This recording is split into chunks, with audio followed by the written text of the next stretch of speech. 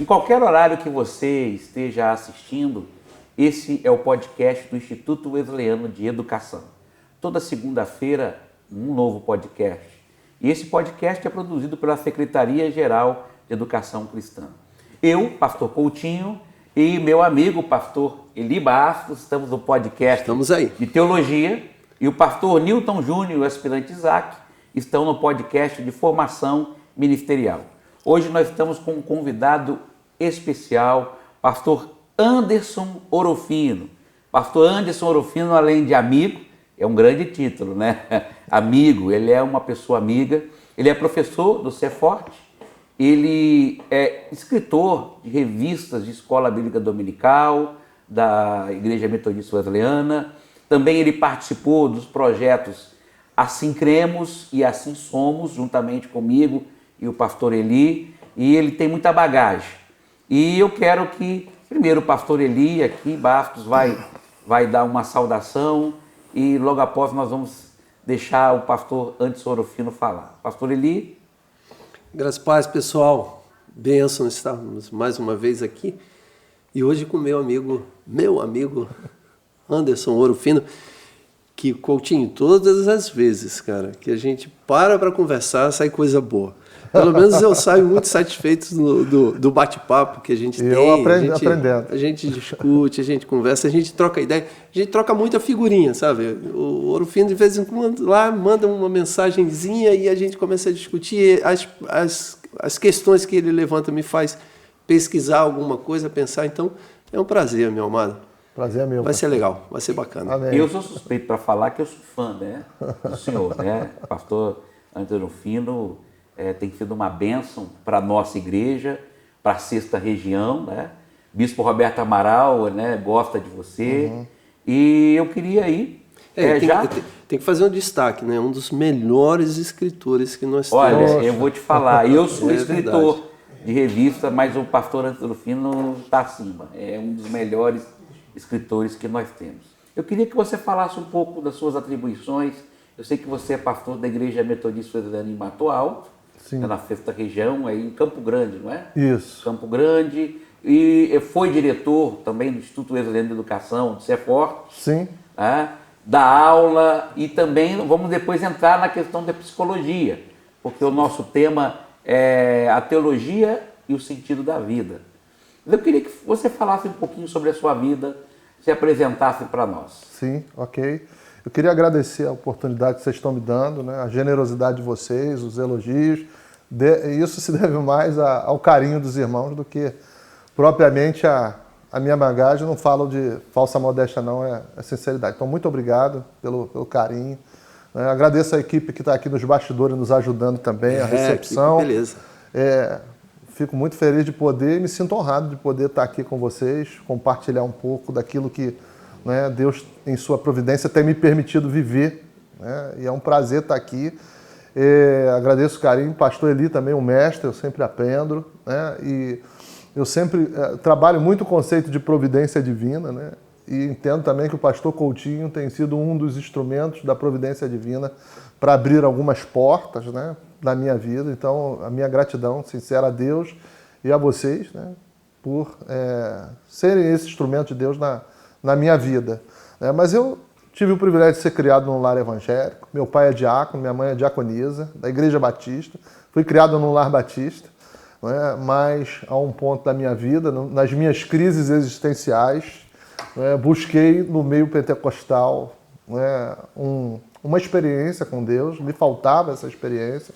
E foi junto a um diácono da Igreja Metodista Wesleyana de Bangu, diácono Newton de Jesus, que eu tive o ensinamento acerca do batismo no Espírito Santo. E ele me levava muito para as orações, né, para as consagrações, para os trabalhos de libertação que a Igreja Wesleyana desenvolvia às quintas-feiras, lá em Bangu, na Rua Fonseca, 964. E então, num culto em que esse irmão foi pregar, ele foi dar o testemunho dele de cura de câncer. Naquele culto eu tive a experiência do batismo com o Espírito Santo, né? E desde então passei a buscar mais intensamente a Deus, não saí da Igreja Batista, mas ao longo do tempo acabei casando com uma assembleana e Nós buscamos um meio termo e eu fui para a Igreja Metodista. Buscou o equilíbrio. Acabei ficando lá na Igreja Metodista Uerliana. Fui acolhido, na época, pelo saudoso pastor Vitor Amorim, Clavelan Júnior, e o pastor Jorge Vitor, que me acolheram, que abriram espaço para eu trabalhar. E comecei lá e, assim, desde que cheguei lá, na Igreja de Bangu, aí fui designado para trabalhar no Marco 7, na congregação, auxiliando o pastor Jorge Vitor. Lá ele me indicou, quando veio para Petrópolis, para dirigir a congregação, trabalhei na congregação, né? E de lá, né, fui desenvolvendo, fui ao aspirantado, depois ao pastorado, fui designado para Mato Alto, onde eu estou há 15 anos. 15 anos? 15 anos. Pastoreando Aí, lá. Mesmo tempo, nós estamos aqui. Que isso, Mesmo cara? tempo de pastorado, né? Que isso, rapaz? 15 anos na mesma igreja. Na mesma igreja. Eu costumo dizer, eu esquentei a carteira. Rapaz, eu pensei que era só o Belloni, é o Belloni que está... O pastor Belloni. Gessé Belloni tem mais Belloni. tempo, já tem mais de 20 anos. Eu estou há 13 anos e eu pensei que eu estava batendo recorde, mas não. Que bom, que isso é legal. Pastor Anderson, Sim. eu sei que você é um escritor, né? Você tem experiência na escrita, você é um teólogo, eu sei que você é estudioso, mas essa sua experiência na área de psicologia, né? Você Sim. é um psicólogo formado, né? E você me falou um tempo atrás, tal, eu não sabia. Como que surgiu a psicologia na sua vida? Sim. No próprio seminário, né, foi uma construção, né? Porque eu tinha uma formação anterior, eu me formei em ciências contábeis, mas acabei não exercendo, né? E depois fui para a teologia. Na aula de teologia, eu tive um professor que assim, me causou uma certa influência. Ele era pastor e era psicólogo e deu aconselhamento pastoral. Desde então, eu me familiarizei, passei a gostar da psicologia, né, me interessar. Entretanto, estava num momento que eu não tinha condição financeira de custear uma faculdade e poder cursar. Mas chegou um momento que eu vi que tinha condição, a faculdade estava oferecendo lá uma promoção que eu achei que dava no meu orçamento, né? E indo à faculdade, eles me deram um valor que fugia ao meu orçamento, diferente daquilo que eu havia achado que era o valor, né? Então eu resolvi ir embora. Mas no trajeto de vir embora, né, eu falei com Deus que se fosse o propósito dele que eu cursasse a psicologia, que ele usasse alguma situação. E eu passei por um funcionário e aí eu fui e perguntei ao funcionário, olha, é esse valor mesmo, tal? Ele falou, não, existe uma outra situação que se você vem indicado, você tem 30%. Então esse valor baixa significativamente. E eu entendi aquilo como sinal de Deus, né? E ingressei, me interessei logo nos primeiros períodos, né, já com maturidade, né, maior maturidade, pude aproveitar muito melhor a faculdade, né, valendo-me de cada aula, de cada aprendizado, né, para poder, né, me munir ali de ferramentas que pudessem me ajudar, né, também no ministério e também ser uma extensão da minha vida secular, né? Então, foi nisso que interessei. Hoje eu já estou dando atendimento, né, e estou cursando a pós-graduação, né, em terapia cognitiva comportamental. Cara, eu posso chegar um pouquinho aqui Lógico, sobre certeza, teologia e psicologia? Aproveitar aqui, até porque para gerar uma experiência, o pessoal que está em casa e está assistindo a gente. A gente sabe que a psicologia ela é um instrumento da modernidade, né?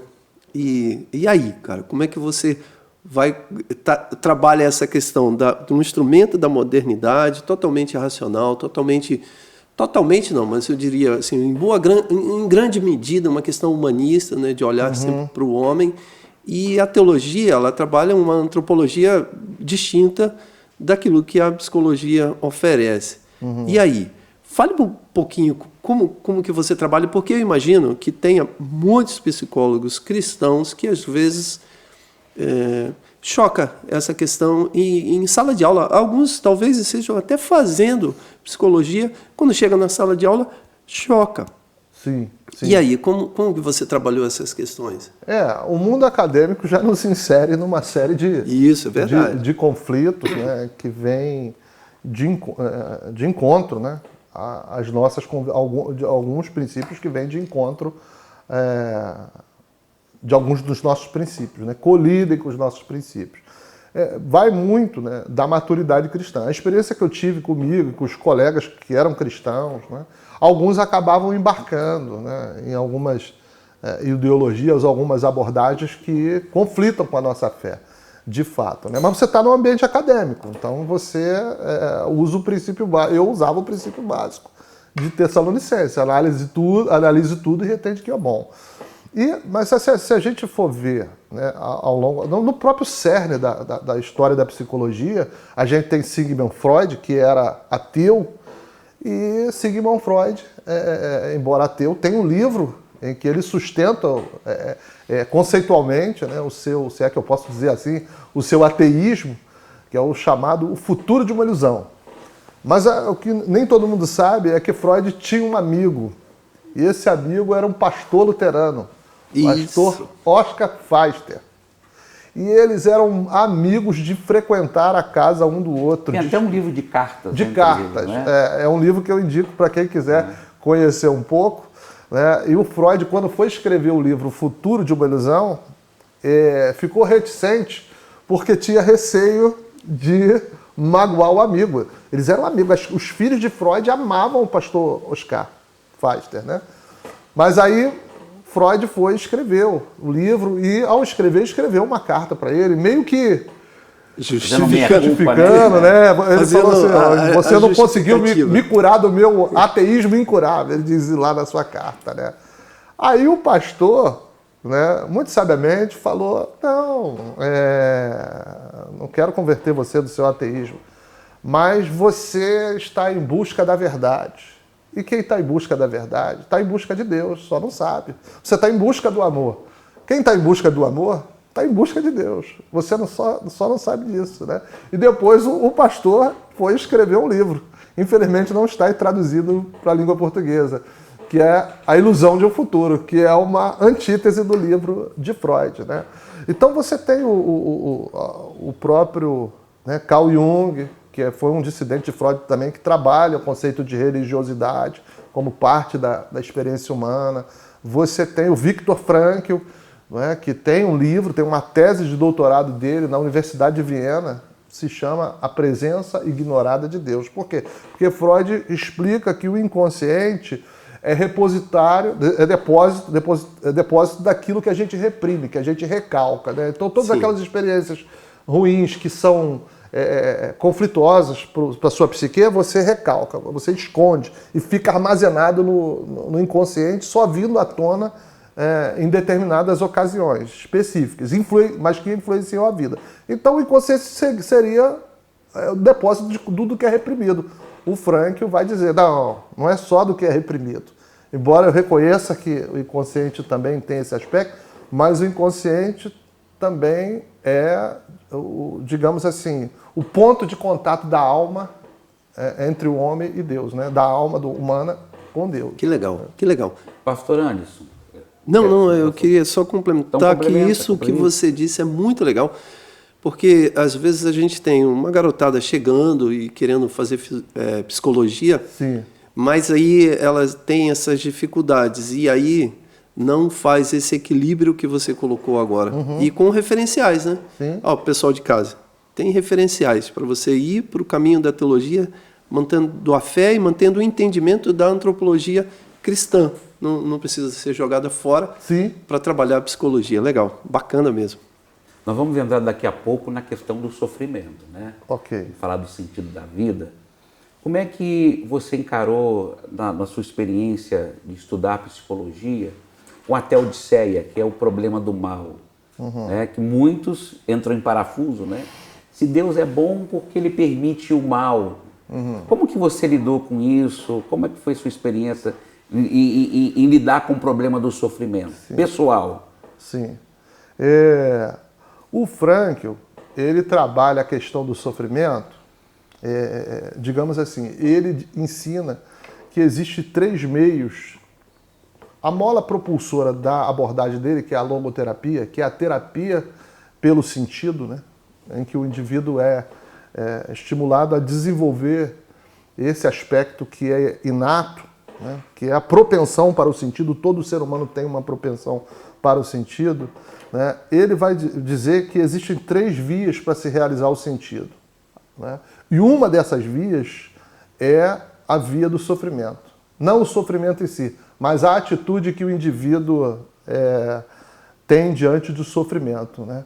Então, ele vai dizer que a gente, no sofrimento, a gente está condicionado às circunstâncias do sofrimento, né? Mas que você tem a atitude de tomar uma atitude. Ele tem uma frase, para mim, emblemática, que ele diz que a atitude, você realiza o sentido no sofrimento quando você, não podendo mudar a circunstância, você muda a si próprio, né? Então, na perspectiva da forma humana como lidar, é justamente encarar o sofrimento como uma oportunidade de realizar o sentido, de então, ter... é um sofrimento pedagógico. Pedagógico. Ou seja, que você consegue aprender. Consegue aprender. Ele não é livre do sofrimento, mas ele é livre para tomar uma atitude. E você consegue entender também o sofrimento, não como aquela questão da maldição, Sim. de que você carrega a culpa sobre você, a maldição. Se você puder falar um pouquinho sobre isso, é muito legal. Ou seja, muitas pessoas, inclusive teologia, trabalham uma questão de causa e efeito o tempo todo. Então, se você está sofrendo, existe uma causa, e essa causa é o pecado, e esse pecado você cometeu, então você sofre por esse pecado. Mas, às vezes, o sofrimento vem sem nenhuma causa, né? Uma enfermidade, por exemplo, alguém que está sofrendo com uma enfermidade, um câncer terminal, ele não teve culpa nesse sentido. Eu não estou falando a questão do pecado, mas estou falando a questão de ter provocado aquilo. E aí isso é muito difícil para as pessoas compreenderem e dizer agora, como é que esse sofrimento pode ser pedagógico para mim, pastor? Que é isso? Eu não estou aprendendo nada com isso. Sim. E aí, cara? Porque na vivência da dor, né, em que você está ali do calor do sofrimento, da intensidade, né, da dor, da aflição, é difícil você ter esse raciocínio e caminhar, né, com lucidez. Mas ele tem uma entrevista que ele diz o seguinte, aí falando da psicologia, né, nessa questão do sofrimento, do problema do mal, ele vai dizer, ele dá um exemplo de um camarada que ficou tetraplégico, né, envolveu-se num acidente, e ele conseguiu encontrar o sentido ainda tetraplégico dando palestras, né, de como ele se conduzia, se formou, se tornou professor universitário, né, a despeito do seu condicionamento. Então ele vai dizer, ele não é livre do condicionamento, que foi a paralisia, mas ele foi livre para tomar uma atitude diante do sofrimento.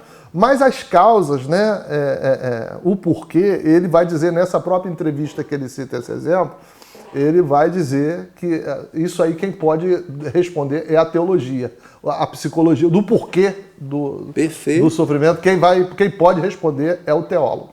Ele faz distinção, ele é um homem da ciência, ele era psiquiatra, neurologista, e ele faz questão de diferenciar, né? Ele não confunde religião com psicologia, né? E quando ele escreve a tese dele, ele está escrevendo no âmbito da filosofia, não está escrevendo no âmbito da psicologia. Da psicologia, né? Mas ele vai dizer, né, que quando ele trabalha o indivíduo, né, como terapeuta, ele trabalha os valores do indivíduo, né? E aí, até voltando a uma questão que você tinha falado, né, é que a psicologia, você quando trabalha na psicologia, você trabalha no âmbito daquilo que a ciência te dá suporte, né? Então você não trabalha os valores seus, você trabalha os valores do indivíduo, independente Até porque na teologia tem a questão da revelação, né? Da experiência com Deus, Sim. da revelação. Sim, e você, na questão aí da psicologia, né? Aham. E como que você, a sua experiência aí, você fala de revelação também, você gosta de falar, né? Como a sua experiência com Deus te afetou positivamente na questão de estudar psicologia? Né? Como que você conseguiu lidar com essas duas dimensões? Será que é agora, porque você tem uma experiência, a tua reação foi diferente se você tivesse feito a psicologia no início? Tem um paralelo? Tem, porque você quando você se depara com qualquer conteúdo, você já vem com uma bagagem, né? Você já vem com uma cosmovisão. Então, eu já fui com uma cosmovisão bem definida na faculdade, né? Então, e eu também nunca me contentei com aquilo que me era oferecido. Eu buscava a antítese, eu buscava quem falava diferente, para eu poder ponderar e solidificar. Mas aquilo que conflitava, né, eu vivi uma experiência que um professor, ele falava do estado alterado de consciência. Ele estava falando de consciência e ele falava do estado alterado de consciência. Esse professor, ele era ateu, ele assim, tinha uma certa hostilidade ao cristianismo, né? E uma certa feita, ele usou a experiência do estado alterado de consciência, usando o exemplo da pagelância, né?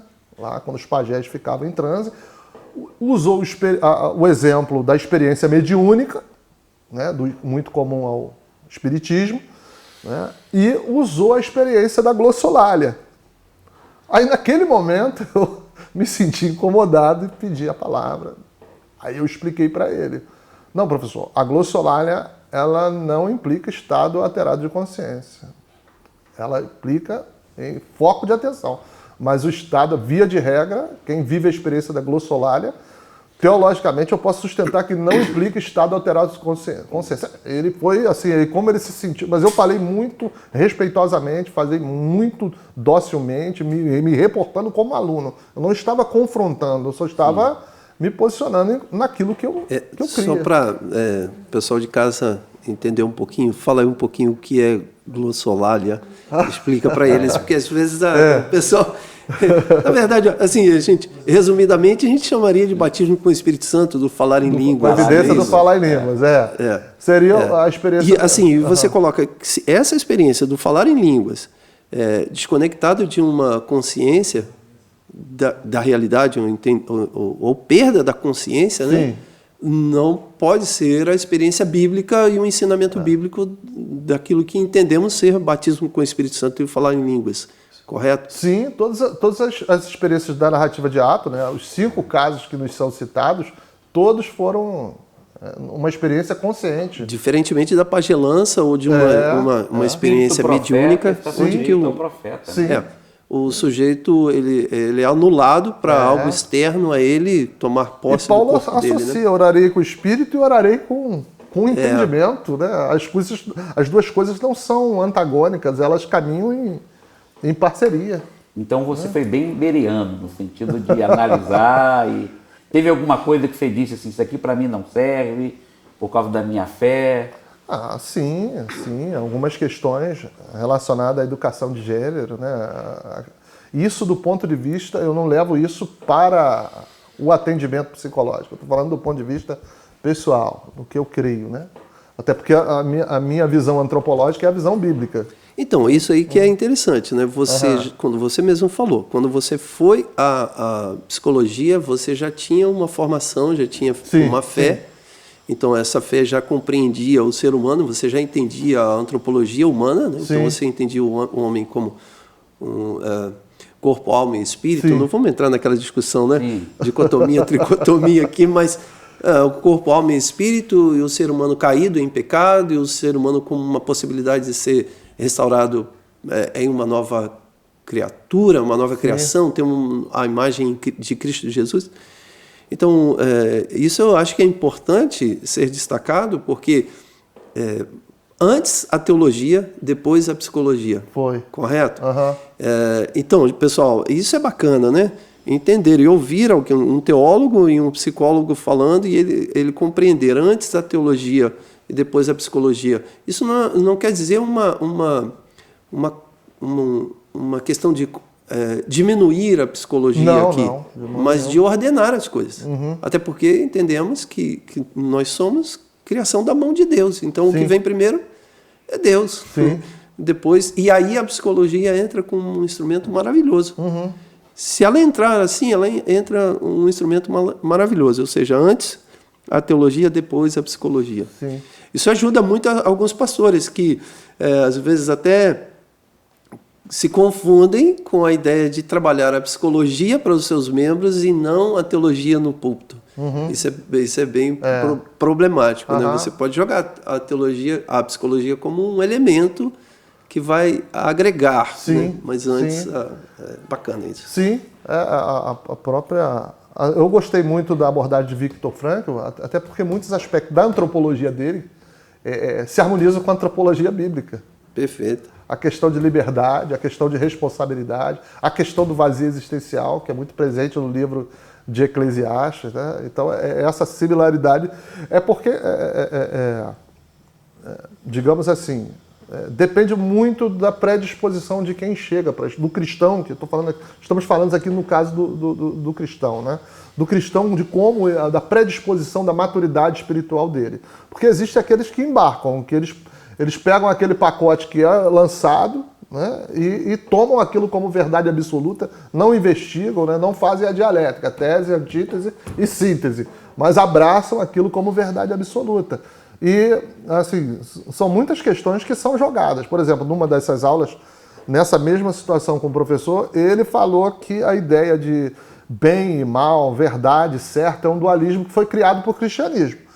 Aí eu já, para não ficar ali colidindo com ele em público, eu chamei a parte e falei, professor, o senhor não está sendo justo, porque se eu disser que a noção de certo, errado, verdade, mentira, é um dualismo criado pelo cristianismo, o senhor está esquecendo da cosmovisão egípcia, o senhor está esquecendo da cosmovisão assíria, o senhor está esquecendo da cosmovisão babilônica, o senhor está esquecendo da cosmovisão chinesa. Né? Eu pude... E aí ele saiu pela tangente. Eu tô com pressa aqui. Que tem que... É porque tem alguns professores, não são todos, obviamente, que eles são desonestos. Né? Foi uma desonestidade intelectual. Porque, você não pode acreditar a ele esse desconhecimento.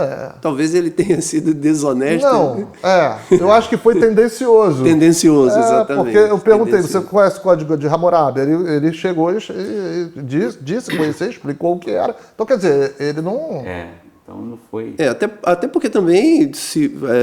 acreditar ao cristianismo, a ideia desse dualismo entre bem e mal, não é entender bem o cristianismo, porque o cristianismo, ele nesse sentido, ele pode ser dualista, mas ele não é maniqueísta. Maniqueísta, não são dois princípios irredutíveis, né? Não tem uma força oposta entre Deus e o diabo. Que equivalem. Sim, equivalem lutando contra isso. Não, pelo contrário, Deus é tudo o diabo o que é. A mentira. Esses dias eu vi um filósofo cristão, ele definindo o diabo, ele dizendo que Satanás é o ser querendo ser. Ele está sempre querendo ser.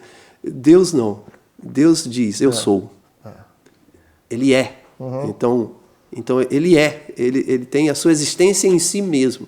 Satanás é um ser querendo ser o tempo todo. Por querer sempre ser o tempo todo, ele é totalmente instável. E a instabilidade traz para ele uma insegurança total, um desespero total e uma tentativa de ser alguma coisa. Não conformado com isso, tenta arrastar todos os que estão à sua volta para tentar ser também. Porque a tentação de Eva, por Satanás, foi queira ser como Deus. Mas só Deus é. Então, tudo que está à sua volta é arrastado por ele para essa tentativa de ser. Então, essa tentativa de ser faz desse homem totalmente instável, inseguro, não sabe do seu futuro, ele não é definido em si mesmo, então ele não é uma pessoa estável. Em Deus encontramos essa estabilidade, essa serenidade. Então, em Deus, em Cristo, nós somos. Que maravilha, né? Vou tomar nota dessa também. Amém. Legal, bacana isso. Nós estamos no tema aí, o sentido da vida, no livro de Eclesiastes, que é a teologia e o sentido da vida. Sim. E tem um pouco da influência desse livro Em Busca de Sentido. Sim. Se você puder mostrar para eles Ok. assim, na capa. Né? Aqui. E onde que surgiu a ideia? Foi através desse livro de você conectar o sentido da vida com o Eclesiastes? Sim.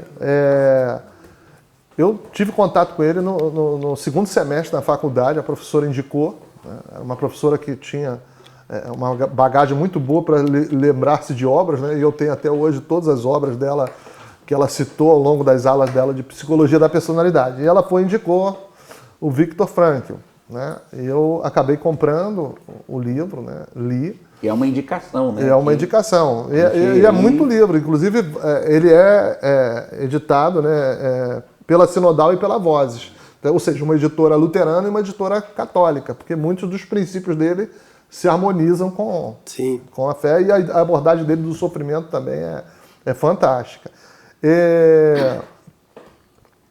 Quando eu estava na faculdade, né, eu tive a responsabilidade de elaborar o TCC, né, e eu estava na iminência de fazer, já vinha lendo ele, alguns livros dele, e eu tive a oportunidade de fazer, e estava na expectativa de fazer com outros 2 colegas sobre suicídio entre policiais militares do estado do Rio de Janeiro.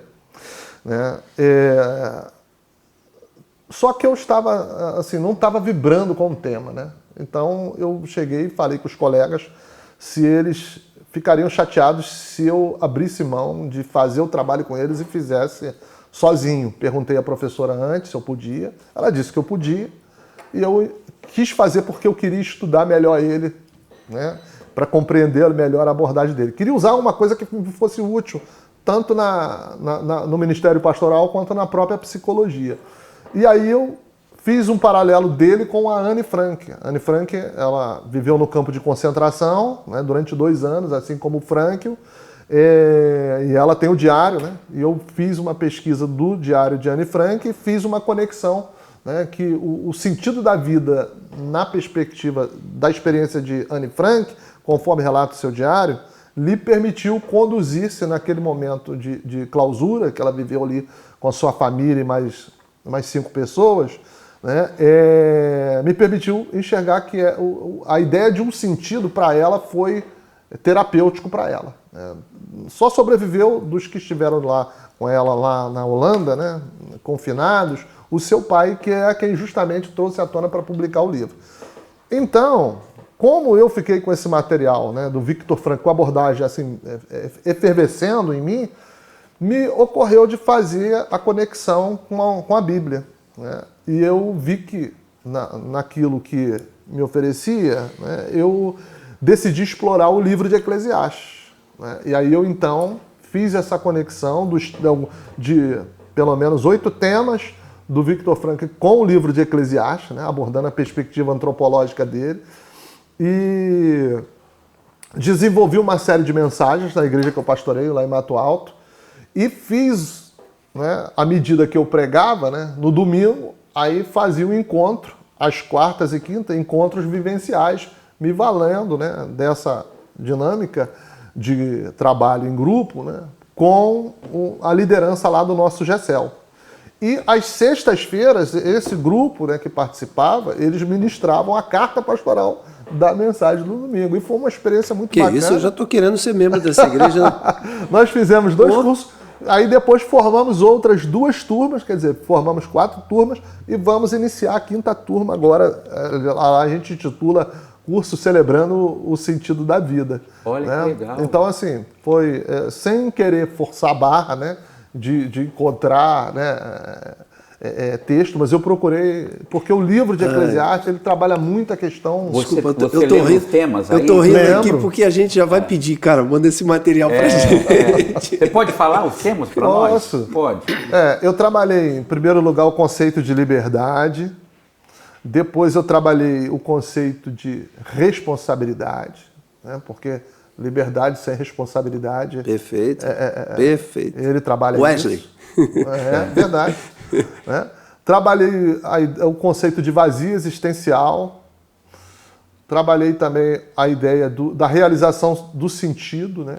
A ideia de que o sentido ele é vivido cada momento. Por exemplo, eu aqui com vocês me sinto realizando o sentido do momento. Né? Ele vai dizer que o sentido da vida, ele equipara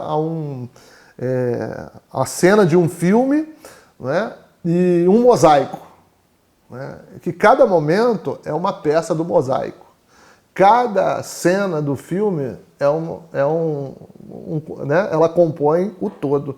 Então, cada momento que a gente está vivendo, a gente está construindo o sentido. Então, a maneira como a gente lida com as diversas demandas da vida, né, vai dizer se a gente realizou o sentido da vida ou não, porque a gente está construindo esse mosaico, a gente está elaborando esse filme. Então, eu trabalhei o sentido nosso de cada dia, usei o paralelo do pão nosso de cada dia, e trabalhei o sentido nosso de cada dia, né? Aí trabalhei a ideia dos valores, né, as 3 vias de realização de sentido, que ele fala que é os valores criativos, ou seja, você realiza o sentido da vida quando você produz alguma obra, você dá o seu toque pessoal. Isso pode ser um hobby, pode ser o seu trabalho, pode ser a sua profissão. Aqui, por exemplo, eu me sinto realizando o valor criativo, que é uma coisa que eu gosto, de falar de teologia, falar de psicologia, de ensinar. Então essa seria uma via. Ele fala dos valores vivenciais, que é a experiência que você tem na relação com o próximo, né? A experiência de amor, de amizade, ou a experiência da contemplação, da verdade, da beleza, né? Então, por exemplo, vamos trazer aqui para o nosso, você que nos assiste aí quando você se depara com um estudo da palavra, né? Que existe um texto, né, que te edifica, e aquele texto você se sente sintonizado, você se sente conectado com aquele texto de uma maneira que você nunca sentiu. Para Frankl, você está vivendo um valor vivencial, você está tendo uma experiência com a verdade, né? Ou com a beleza, quando você contempla a paisagem, né? Digamos que lá o salmista, quando evoca, né, a natureza como uma fonte de revelação, ele está ali tendo uma experiência de um valor vivencial, ele está contemplando a verdade. Ele pode ser vivido pela contemplação da verdade, da beleza, ou pode ser vivido também na interação entre nós, seres humanos. Então, quando existe uma relação movida pela reta intenção, ele tem um conceito chamado, que está na liberdade, autotranscendência. Ele vai dizer que o ser humano ele é criado para fora de si, né? Os nossos próprios olhos só nos permitem enxergar o que está fora e não o que está dentro. A gente não tem uma visão interna do que está por detrás, né, dos nossos olhos, né? Então ele vai dizer que nós somos projetados para fora. Então, quando o ser humano ele vive, né, relacionamentos saudáveis, onde a característica é o altruísmo, ele vai dizer que o ser humano realiza o sentido. Esse livro aqui, ele tem um capítulo que ele trata sobre o amor, né? Qualquer pastor vai se inspirar ao ler o tópico que ele fala sobre o amor, né, no casamento. Ele vai dizer que uma das coisas que davam força no momento da experiência do campo de concentração, que era extrema, né? Todo tipo de privação ele sofria, e ele vai dizer que uma das coisas que o fazia alimentar a esperança para um futuro era lembrar da esposa. A imagem, porque ele estava afastado, né? A esposa foi para um outro campo de concentração, mas só a imagem da esposa dava aquela sensação, aquela expectativa, energizava ele para continuar enfrentando, né, as privações do campo de concentração. Vou falar uma heresia aqui, no filme 300 tem algo parecido, né? Quando o guerreiro lembra da esposa e do filho dele no campo grande, então aquilo trazia paz, e quando ele voltava para a realidade, ele voltava cheio de vigor e força. Muito legal, muito bacana isso aí. Aí, só para terminar, ele trata o sofrimento, né, que é a terceira via, o valor atitudinal, e o suprassentido, que aí já entra, né, aquilo que escapa à realidade. Nós chamamos de Deus, né? O ateu vai chamar daquilo que é inexplicável. Muito legal, muito show. Depois, o Orofino está indicando aqui vários livros, né? Eu acho que o Rodolfo pode colocar para a gente depois aí na descrição, aqui, né? Embaixo, os livros também. São maravilhosos. Deixa eu falar uma coisa. Você acha que o escritor de Eclesiastes encontrou o sentido da vida? Assim, quando você lê ele no início, né? Ele tem um teor assim melancólico, né? É uma pessoa desesperançada, mas ele conclui o livro com a figura do sumo pastor, né? Então é o reflexo, né, de uma vida apartada e aqui é uma leitura minha, não do Frank, apartada do verdadeiro sentido, do supra-sentido, né, de Deus. Ou seja, todas aquelas coisas que são boas, o livro de Eclesiastes ele não é maniqueísta, ele não quer, ele não está desprezando a matéria, mas é colocar aquilo como finalidade última. Aliás, ele fala isso também. Colocar o prazer como finalidade última é uma distorção neurótica da vontade de sentido pela qual todo ser humano é movido. Isso aqui é o Frank. Então, eu entendo que o autor de Eclesiastes chegou a essa conclusão, e o Eclesiastes é uma reflexão para alertar outros, né, para se imunizarem, para não caírem nos mesmos erros que ele caiu, e ele, digamos assim, freneticamente quer alertar as pessoas desse perigo. Maravilhoso. Maravilhoso. E uma pergunta aqui, sua opinião, né? Porque você sabe que é uma pergunta que muitos tentam responder, né? Qual o sentido da vida? Né? Na sua opinião, como se realiza o sentido da vida? Sim. Essas 3 vias, né, que o Frank aponta, né, tem um autor que ele é um professor de filosofia, doutorado em filosofia, fez a tese dele em cima de Frankl. E ele escreveu um livro, né, sobre a logoterapia, que é a abordagem de Viktor Frankl. E ele usa um termo assim, que eu achei maravilhoso: a onipresença do sentido, né? Ou seja, não existe situação que você não possa realizar o sentido. Não existe qualquer experiência que a gente não tenha ali a oportunidade de configurar o sentido. Então existe o sentido da vida aqui, esse momento em que nós estamos aqui, né?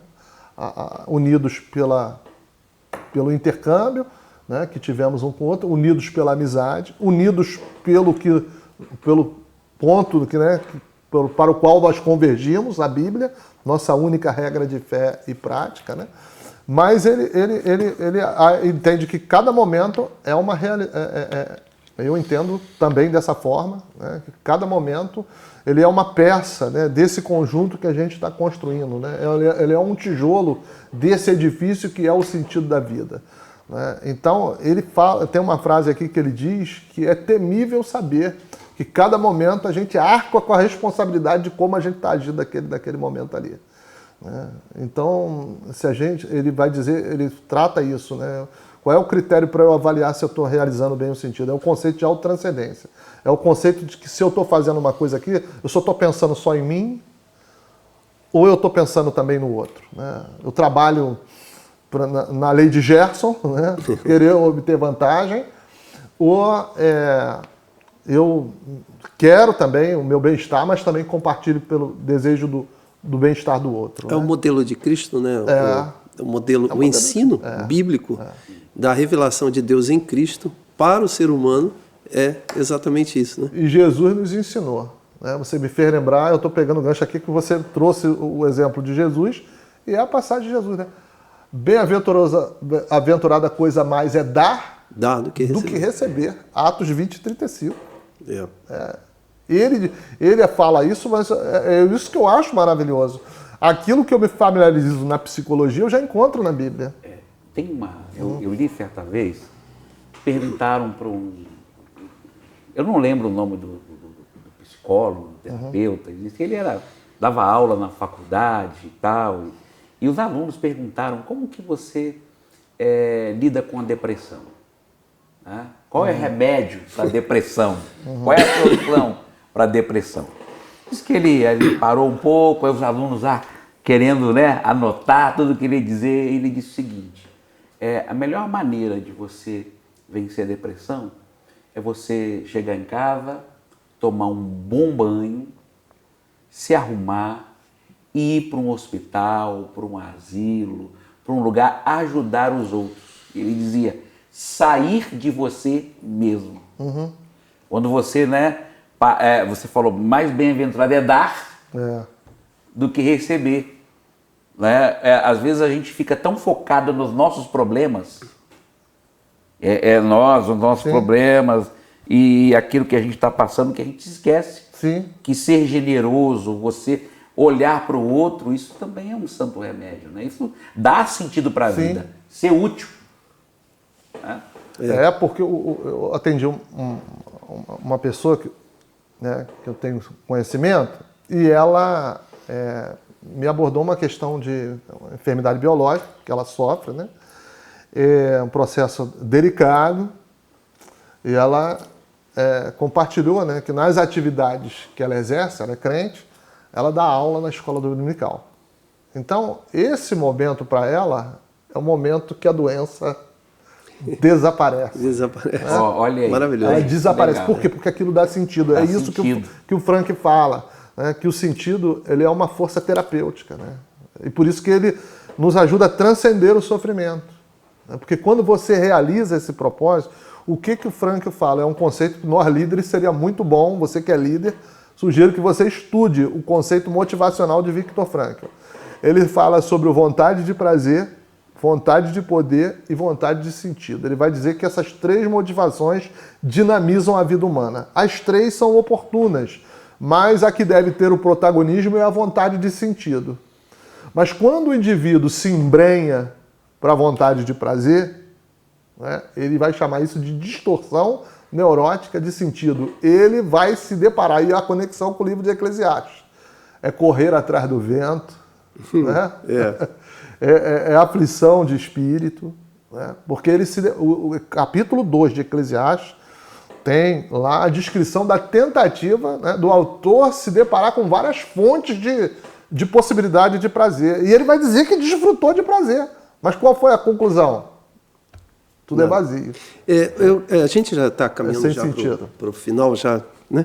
Mas eu queria tocar uma bolinha aqui, que eu acho bacana, interessante. É a questão da apropriação da vida. Porque, às vezes, a gente percebe que existe uma ideia dentro do meio evangélico de uma anulação da vida para viver uma vida pós-morte. Certo. Ou seja, você renuncia a essa vida para você viver uma vida pós-morte. O que, de certo sentido, está correto, beleza. Mas, se isso não for bem compreendido, faz com que a pessoa renuncie a existência, o sentido de ter nascido. Sim. Porque, senão, o sentido de ter nascido qual foi? Nada. Você veio no mundo para sofrer.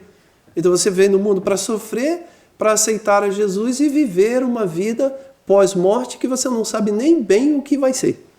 Então, como que a gente trabalha essa ideia, essa questão de se apaixonar pela vida, pela existência?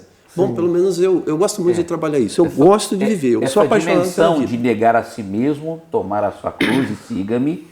E a dimensão, eu vim para que todos tenham vida e vida com abundância. Vida com abundância. Então tem gente que fala, não, eu tenho que negar a mim mesmo, eu tenho que adotar o sofrimento como estilo de vida, mas nós temos vida e vida e abundância. Ele não consegue compreender que essa negação é uma negação da natureza pecaminosa.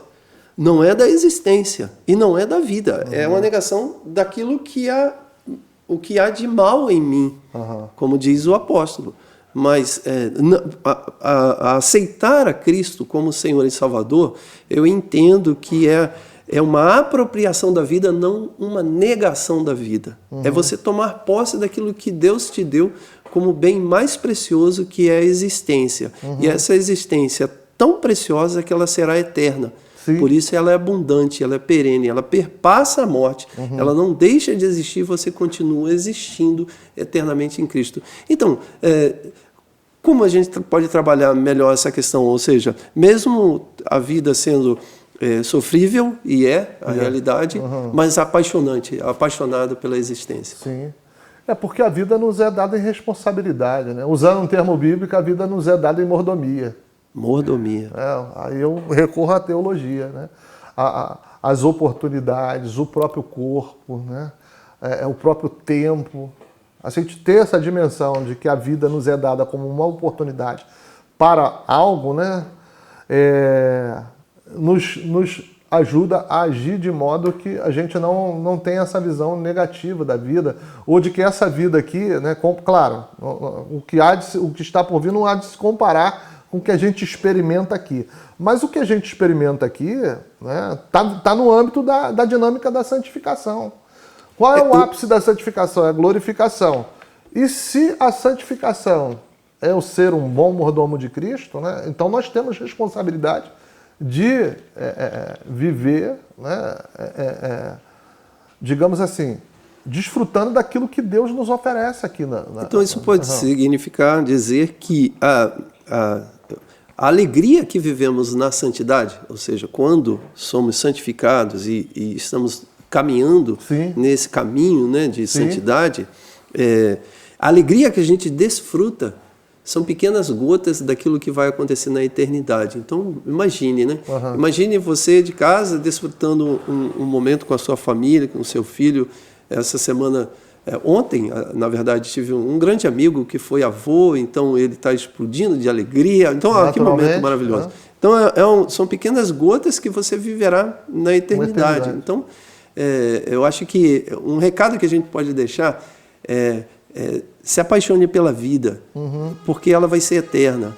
E a vida que Cristo lhe deu, né? Não a vida pecaminosa, não a natureza pecaminosa, mas a existência que Deus lhe deu. Por isso não é compatível tirar a sua própria vida ou tirar a vida de alguém, porque isso é o bem mais precioso que nós recebemos de Deus. E isso é eterno, isso perpassará a morte. Sim. Nós já estamos aqui, o nosso tempo já está esgotando. Só para a gente terminar aqui, estamos ainda nesse tempo de pandemia, né? Podemos totalmente dizer que estamos totalmente livres. Como que você tem visto a sua experiência pastoral e de conselheiro, também de psicólogo, nesse tempo que nós estamos vivendo em relação à membresia? Sim. Como que você tem encarado? Sim. Foi desafiador, né? Porque foi um momento assim atípico, a gente nunca tinha passado por uma situação dessa. Eu mesmo, logo no início, né, procurei, né, ver o que o pessoal da psicologia estava falando, né? E a gente via que alguns mesmos estavam assim perplexos, né? Claro, naturalmente são seres humanos, né? Mas na abordagem pastoral, assim, eu sempre reforcei o conceito de vida eterna, né? O conceito da nossa responsabilidade diante disso. Estamos numa pandemia, a gente não pode mudar a situação num estalar de dedos, mas o que nós podemos fazer na nossa condição de crente, no exercício do sacerdócio universal dos santos, o que a gente pode fazer, né? Então, o que a gente pode ajudar a sociedade, na nossa pequena parcela de contribuição, como a gente pode lidar, né? Em especial com as pessoas que estavam acometidas de Covid, né? Porque a gente ficou muito próximo da morte, né? Aquela distância que ilusoriamente a gente achava que existia, né? Essa ilusão foi dissolvida com a iminência da morte quando a gente se deparou com pessoas morrendo no nosso lado, né? E aí jovens, adultos, anciãos, não se escolhia idade, nem faixa etária, nem condição social, né? Então eu tive a oportunidade, assim, dava assistência no sentido do contato, eu ligava sempre para as pessoas, né? Estava junto, porque a pessoa que sofria a Covid, ela sentia uma solidão muito forte, porque ninguém queria ficar perto. Naturalmente, todos com receio de serem infectados se distanciavam, e era a recomendação, né, a recomendação que você se distancie, né? Então, eu procurava estar presente, né, junto das pessoas, ligando diariamente para as pessoas, né? Eu mesmo enfrentei no iniciozinho, né? E mesmo com Covid eu ligava para as pessoas, né?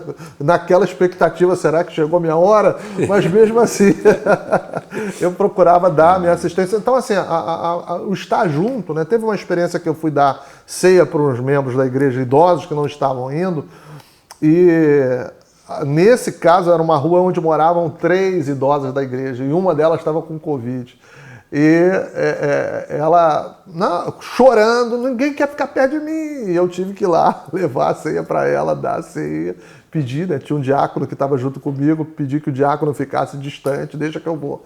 Aí fui lá, né? Tava de máscara, mantive a distância, mas dei a ceia. Graças a Deus ela ficou boa e eu não fui infectado, né, pela segunda vez. Mas procurei dar a presença com a oração, com estar presente, né? Preguei uma série de mensagens na igreja sobre Salmo 91, né? procurando dar direcionamento ao povo naquele instante, né? Falando, depois desenvolvi uma série sobre esperança, né? Então trabalhei no púlpito, trabalhei no aconselhamento, trabalhei, né, nas orações. O que as pessoas se sentiam muito assistidas é quando a gente ligava para ela, principalmente as que enfrentavam a Covid. Gente, que pena, né? Que podcast sensacional! Glória a Deus! Eu só estou aqui sorvendo, né, deixando vocês e sorvendo e aprendendo com vocês. Acho que a gente vai ter que fazer um parte 2, porque a gente apenas arranhou a superfície. E eu tenho certeza que você que está assistindo aí, muitos daqueles que irão assistir, vão se interessar pela vertente pastoral e psicológica, né? O pastor como conselheiro. E eu tenho certeza que Deus vai aí tocar em algumas pessoas nessa área. Para a gente terminar, né? Então, pastor Eli, dá saudações finais. Poxa, eu fico aqui do mesmo jeito, com o mesmo sentimento. Vontade da gente continuar aqui, mas a gente pode fazer um segundo aí. Ouro Fino, muito legal conversar com você, sempre é bom. Como eu falei no início, gente, quando a gente se encontra no café, no almoço, a gente troca ideia, a gente bate papo, a gente discute teologia, sempre é muito criativo, muito bom. Então, Deus abençoe a sua vida. Amém. Obrigado. Prazer. Amém. Maravilha. Sempre quando, assim, uma das facetas do pastor Ouro Fino é a humildade. Eu gosto de conversar contigo, eu vejo você uma pessoa humilde e tem uma bagagem, né, que Deus tem te dado. E eu louvo a Deus pela sua vida. As considerações finais, pastor Ouro Fino. Obrigado. Obrigado mais uma vez pela acolhida de vocês, pela oportunidade, né? Me sinto muito honrado de poder estar aqui dirigindo ao público do podcast, né? E vocês, que é a Secretaria-Geral de Educação idealizou. Então, muito obrigado quem assiste também, leve meu carinho, meu abraço e muito obrigado mesmo pela generosidade. E só para encerrar, né, porque essa eu não posso deixar de falar, né? Nesse livro aqui, A Presença Ignorada de Deus, tem um outro também que ele fala isso. Quer colocar mais assim? Isso. Dá para... A Presença Ignorada de Deus. É a tese dele de doutorado na Universidade de Viena. Ele vai dizer um conceito chamado... ele usa, né, o termo solilóquio, né, que é aqueles diálogos internos que nós travamos conosco. Ele vai dizer que Deus é uma presença tão real, tão concreta, que esses diálogos que a gente trava, né, na verdade, é com Deus. E o ateu só não sabe que está falando com ele. Mas é com Deus. Né? E eu fecho isso. Né? A presença de Deus é tão real, é tão concreta. Né? E eu lembro de um pastor que foi aconselhar um jovem que havia se desviado na universidade. E esse jovem chegou para o pastor e disse: eu não acredito em Deus. Aí o pastor, muito sabiamente, disse para ele: você não acredita em Deus, mas Deus acredita em você. Né? Então, meu amado, Deus te abençoe. Ele é real, ele é concreto. É Ele que dá sentido. Ele é prioridade da minha vida. Aliás, eu tendo sempre mais para teologia do que para psicologia. Às vezes é difícil até no consultório, não que eu misture, né? Mas é difícil dissociar a teologia da psicologia, porque passa a fazer parte de nós. Né? Então, muito obrigado mais uma vez. Muito obrigado aos irmãos aí dos bastidores. Tá? Que Deus abençoe vocês. Está conosco aqui Rodolfo, Sandra, pastor Newton Júnior, o pastor Rodrigo Stallone, a Adélia, eu ia falar Rodolfo Stallone, né? Deus abençoe e Deus abençoe você. Se inscreva no nosso canal, comente, deixe a sugestão para novos temas. Você viu que foi sensacional. Eu louvo a Deus pela iniciativa, né, da Secretaria-Geral de Educação Cristã para esse podcast do Instituto Wesleyano de Educação. Deus te abençoe e obrigado a vocês pela participação especial. Coutinho, queria só lembrar o pessoal de casa, façam os seus comentários, façam perguntas, porque a gente está planejando um podcast com as respostas para as perguntas que vocês estão fazendo aqui nos comentários. Faça isso. Excelente, obrigado. Gente, Deus abençoe e obrigado. Amém.